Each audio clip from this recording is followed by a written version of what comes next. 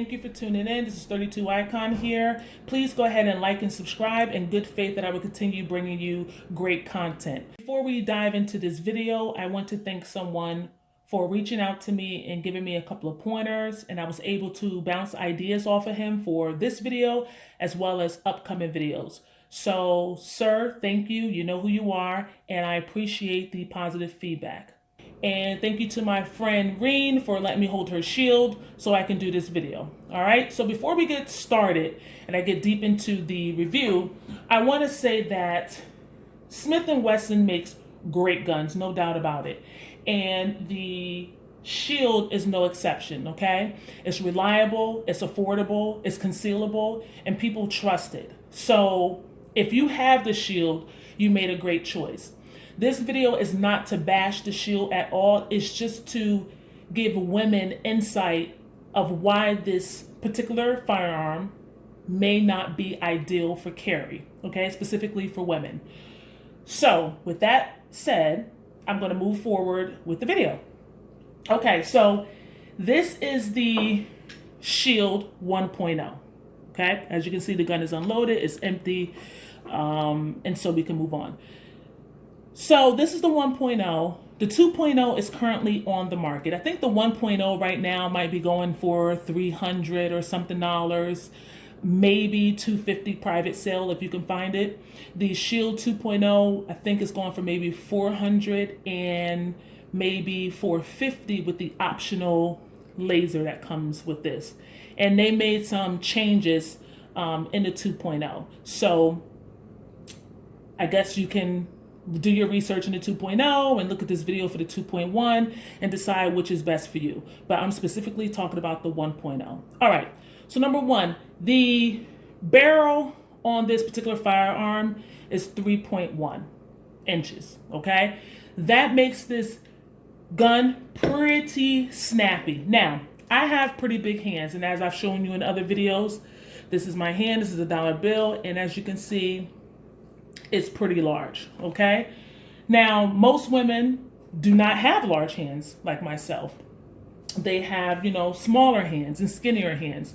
So when they first pick up this pistol, they may think, oh, wow, this is comfortable and, this is going to work for me. But I will say that when you initially pick it up, if you have smaller hands, it feels good. But once you get it into the range and you start shooting, that's when you notice the snappiness of it. And so with that, it doesn't matter if you're using 115 grain or 124 grain. I have not tried 147, but I did try those two and it didn't make a difference. It's going to be snappy, period. So you have to be able to get over the snappiness in order to shoot this gun to be comfortable enough for you to be able to carry it, okay? Number two, it goes into my second point. Practice, practice, practice, okay? And practicing, it costs money, it takes time, it takes effort. It's not as simple as, just going out and kicking a soccer ball around. You really have to practice and be comfortable if you want to carry this firearm, all right? I know that a lot of people don't want to put into practice. They want to carry, but they don't want to put it into practice. And it goes on to my second point that you can practice with this pistol. You can use 115 grain, you can use 124 grain, and it's still going to be snappy. So, because it's going to be snappy because it has a shorter barrel. So you have to be conscious of that, and you have to understand that that's not going away. The snappiness is not going to go away, but you have to find a way to be comfortable with that, okay? Next, the grip texture. Now, the 2.0 fixed this when they, when they got the reviews from the 1.0 and things that needed to be changed. So the grip was one of the things that they changed. And as you can see, I'm trying to get this camera to focus. As you can see, it's pretty slippery, okay? It's really, really slippery. And what they did was they changed it so that, let's see here. This is the M&P 2.0 compact. So it has the same grip texture as the Shield 2.0.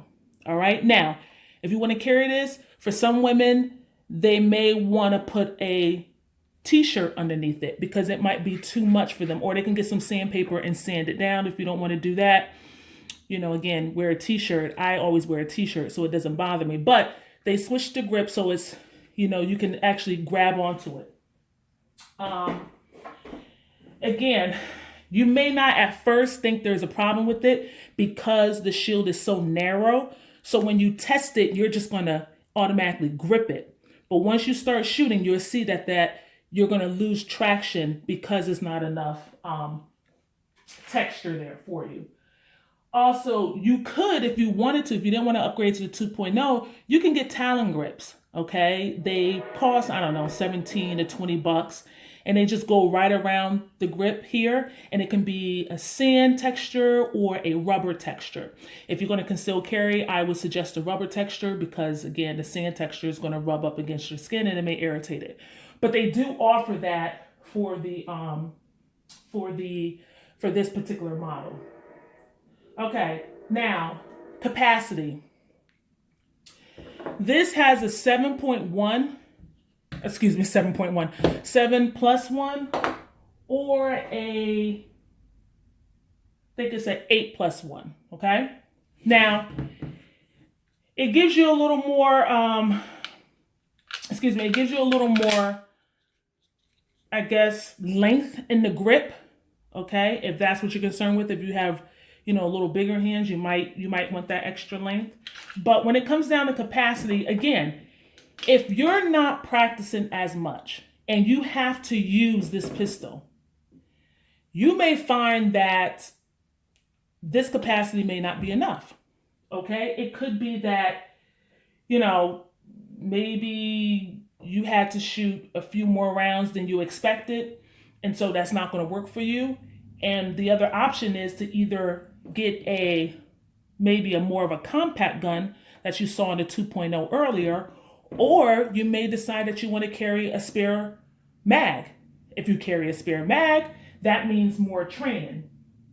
So you have to decide, do I want to get maybe a bigger gun like a compact, okay, that's just a little bit bigger and has better grip and more round capacity and it's not going to be snappy? Or do I really want to have a concealed carry gun with limited rounds?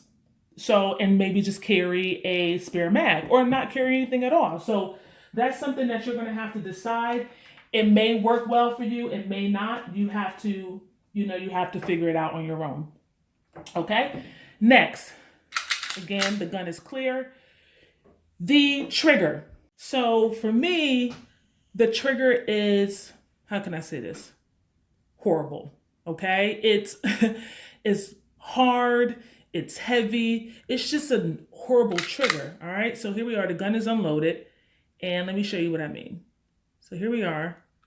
It's a little take up, but it's mushy. All right. I'm at the wall. And that's the break. Again, it's hard for me, but I guess you have to really shoot it in order to understand what I'm talking about. All right. Reset's here. So that's not the reset. I'm not there yet, even though you heard that. That's not the reset. This is the reset. That's the reset. But if you didn't know any better, you would think that the first hiccup was the reset. It's not. So here we go with the break again. All right, and I'm gonna show you that again. All right, so let's listen for the first hiccup. That was it. I don't know if you heard that, but that's not the reset. This is the reset. That's the reset. And that's the break. And I want to show you it again because I want you to see that on the first hiccup, if you were to pull the trigger again, it's not going to go off. All right, so here we go again. Okay, you heard that, right? That's not the reset. But if I pull this trigger, it's a dead trigger. And this is the reset. That's the reset. And that's the break. So Again, the 2.0 fixed that issue. Now, I have not shot the 2.0 with the new trigger. All I know is that this trigger is horrible, it's hard, and it makes my finger hurt to the point where I don't even want to shoot it. When I went to the range the other day, I shot the, it was the, actually I didn't, no, I'm sorry, excuse me. I didn't shoot the 2.0. I tested the trigger on the 2.0, and they did fix it on the 2.0. The trigger is not as mushy, it's not as hard to pull, isn't as heavy, so it's better. But again, I haven't shot it, so I'm not sure how it will work in live fire, but it did feel better. So, you know, that's something to consider when you're thinking about purchasing this pistol. Also, again, it goes back when I started talking in the beginning about this particular gun. I have control over this gun, okay, because I have larger hands. If you have maybe arthritis in your hands or weaker hands, or maybe you're just not as strong as the average woman when it comes to holding a particular firearm. When you live fire, now it's different when you hold it like this. Oh, everything feels great. You know, you hold it like this, everything is great. But when it's time to shoot it, you know, for those who are a little more fragile than others, it may feel really, really uncomfortable. And that's why you have to get into the range and you have to test it. Last thing, well, close to the last thing. I shot this with 115 grain and 124 grain. And I didn't see a difference in the snappiness of the pistol. Nor did I see a difference in my my shots when they went on target. So it was about, I want to say it was about 6 o'clock point of aim. May have been 6 o'clock point of aim. And it didn't matter which grain I shot. It, you know, it hit where it was going to hit, but the snappiness was still there. So now I don't know how it will be with 147 grain. I'm not sure. But as far as this is concerned, the 115 and the 124 didn't make a difference.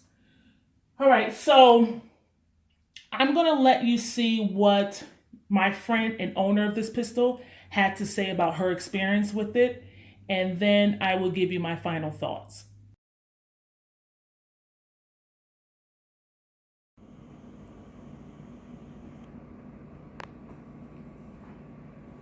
And this is with the extended mag. So my friend who has average size hands for a woman, or maybe a little smaller than average. Let me see your hand, Reen. Okay, we use the $1 bill for comparison. So she said she somewhat likes the shield. She likes the narrowness of the shield, but she does not like the texture. However, when I let her hold the VP9 SK, she liked that this had more girth to it, but she did not like the texturing of the VP9 SK. So then we looked at the M&P 2.0. She loved this texturing, which is the same texturing that the 2.0 shield has. And then we went over to the full-size M&P. This is a custom stipple job in the background, but this is skateboard grip in the front of it. And she actually liked that that texture. So real quick, what do you like about the shield, owning it for almost a year now? Mm-hmm. Tell me what you like and what you don't like quickly, if you don't mind. Yeah, I think that the shield, what appealed to me at first was the size of it. I felt like, considering I have got small hands, I felt the size made me feel like I had a lot of control of the gun. Okay. Even though the grip was a bit slippier than I would have liked it to be, the size made me feel like I was able to control the gun. I like that because of its size, it's, you know, easy to conceal. Had no problem, you know, carrying it appendix, and feeling super comfortable doing so. Right. And And What do you think about the trigger? When I used the trigger, it was very hard. It was a hard pull. It was just heavy, and I didn't like that. But what did you like about it? The trigger, I wasn't really too fond of the trigger. Like you said, it was super heavy. But again, I don't have that many guns to compare it to, so I mean, it was fine for me. I was more worried about the grip itself than anything else. If you had to do it all over again, would you get the shield? This being your only firearm pistol, although you have others, would you get the shield? I think I would. I would probably make some modifications to the grip. Okay. But I think that to more of a texture of the 2.0. Yeah, for sure. Like we talked about before. I feel like having a combination of skateboard grip, and more girth, like more the girth, the VP9 SK. Okay, would be good for me. Okay, thank you. So for my final thoughts, I am a Smith & Wesson fan. The M&P 9 was my first pistol over a year ago, so I'm Team Smith & Wesson. I think the shield is reliable, it's concealable, it's affordable, and it's a great pistol, and many people can attest to it. Personally, I just don't think that it's the best carry option for a woman. I don't think it's ideal because of the issues with the trigger and the issues with the grip. And although the 2.0 did fix those issues, again, it's very narrow, it's very short and snappy, it's limited capacity. So if you have weak hands, if you don't feel like practicing, you're going to have issues with this gun. If you think that 7+1, 8+1 is not enough capacity, you may have to decide if carrying a spare mag is the best option. Again, personally, I think upgrading to a larger gun that is still concealable with more capacity and a better trigger is the best option, i.e. M&P 2.0 compact. But that's just my personal opinion. But all I'm here to do is just give you the information that you can use to your discretion and then make the best informed decision for yourself. I hope this information is helpful to you, and whatever you decide to do, I don't think you can necessarily go wrong. I just think there are better options out there. In upcoming videos, I will compare the Shield 1.0 to the HK VP9 SK, as well as the M&P 2.0 Compact. I may do a video with all three of them together, but please look out for that. In the meantime, if you have any questions, please feel free to contact me. I hope this video answered your questions, and I will see you next time. Thank you.